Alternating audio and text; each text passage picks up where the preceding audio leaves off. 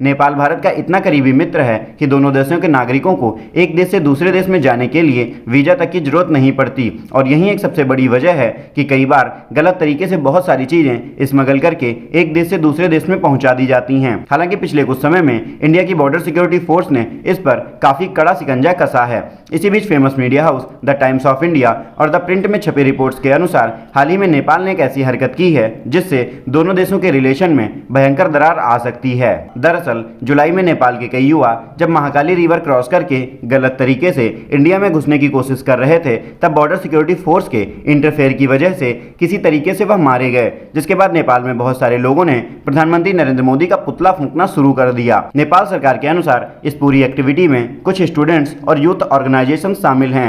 इन्होंने पुतला फूंकने के अलावा भारत के खिलाफ नारेबाजी की, काठमांडू में भारत विरोधी प्रदर्शन भी किए। हालांकि नेपाल की होम मिनिस्ट्री ने इस पूरी घटना को निंदनीय और शर्मनाक बताया है। इसके साथ ही उन्होंने यह भी कहा है कि मित्र देशों के खिलाफ की जाने वाली कोई भी एक्टिविटी बर्दाश्त नहीं की जाएगी। बावजूद इसके काठमांडू सरकार अभी तक किसी के भी खिलाफ एक्शन लेने में नाकामयाब रही है। ऐसे में उम्मीद जताई जा रही है कि काठमांडू के कई बड़े लीडर इस प्रोटेस्ट को अपना प्रोटेक्शन दे रहे हैं, जिससे आने वाले समय में भारत कई बड़े फैसले ले सकता है, क्योंकि बाइलेटरल रिलेशन में कोई भी देश इस तरह की एक्टिविटी बर्दाश्त नहीं करेगा। फिलहाल नेपाल भी कोविड-19 की पहुंच से दूर नहीं रहा है और उसे समय समय पर भारत की मदद की जरूरत भी पड़ती है। ऐसे में यदि उसकी इस हरकत की वजह से भारत ने किसी भी तरह की मदद से मना कर दिया तो निश्चित तौर पर नेपाल में जीवन जीने के लाले पड़ जाएंगे।